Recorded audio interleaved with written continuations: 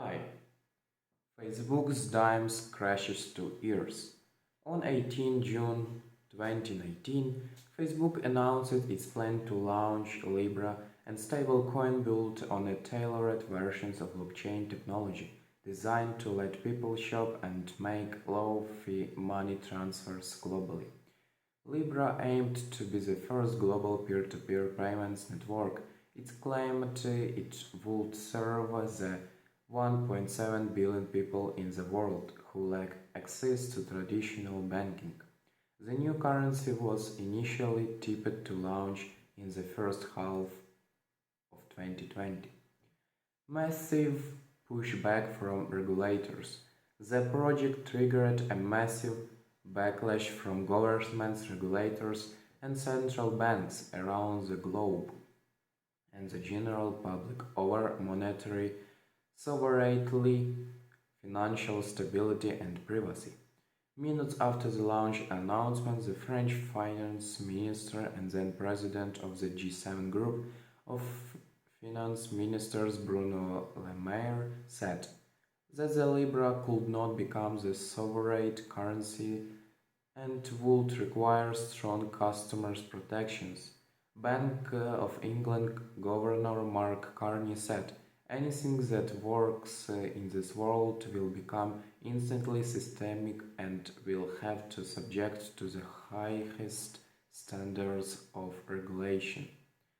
Christine Lagarde, president of the European Central Bank, had previously warned about the danger of potential disruptors using distributed ledger technology. We don't want innovation that would shake the system so much that we would lose the stability that is needed. US regulators and politicians expressed concerns within hours of the announcement.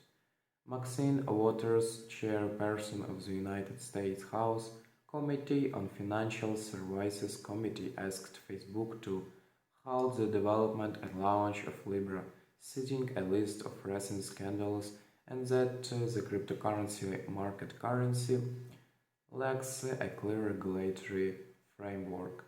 Jeremy Powell, chairman of the Federal Reserve, testified before Congress on 10 July 2019 that the Fed had serious concerns about how Libra will deal with money laundering, consumer protection, and financial stability. On July 15, 2019, Facebook announced that the currency would not launch until all regulatory concerns were met and Libra had the appropriate approvals. Customer advocates and public interest groups have opposed Diem on privacy grounds and rejected the tethering of financial services to mass surveillance.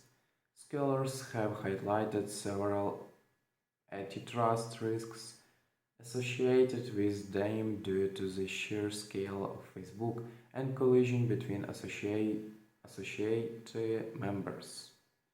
A reserve currency under the control of a private corporation could threaten democratically elected governments, something that should not be undertaken lightly, wrote Roger McNamee, an early investor in Facebook, in an op-ed in USA Today. Finance Watch, a European non-government association, conducting research on financial regulation, concluded in a July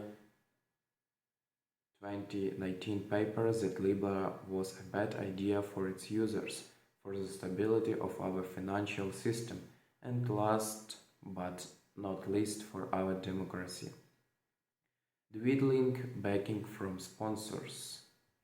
The initial Libra Association was initially backed by up to 28 organizations, including payment service providers such as Visa, MasterCard, PayPal, Stripe, and Vodafone. In October 2019, this organization left the consortium. We will continue to evaluate, and our ultimate decision will be determined by a number of factors, including the association's ability to fully satisfy all requisite regulatory expectations. A Visa company spokesperson said to the Financial Times on October 2019. On 1st December 2020, Libra was renamed Diem, which denotes a new day for the project, according to the press release. Still, for most observers, it was an attempt to distance the project from Facebook in the eyes of regulators. Facebook rebranded its Calibra wallet to Novi. Diem moved its headquarters from Switzerland to the United States in October 2021. Facebook Inc. Rebrands itself as Meta Platforms. More importantly, the initial ambitions of the global digital currency backed by a basket of national currencies was considerably scaled back to a series of stablecoins backed by the country's currency.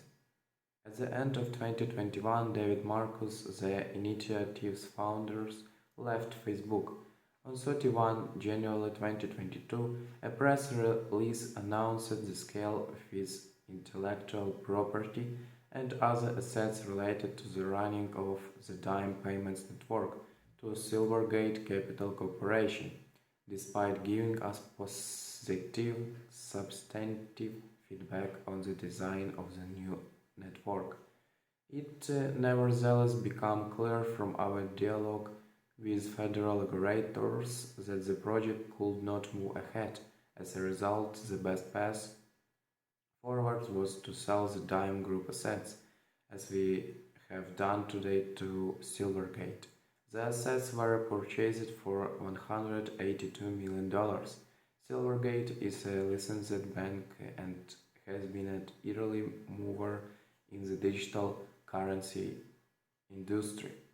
Now it plans to take over the project and go ahead with its stablecoin launch this year, in what appears to be yet another rebranding of Dime.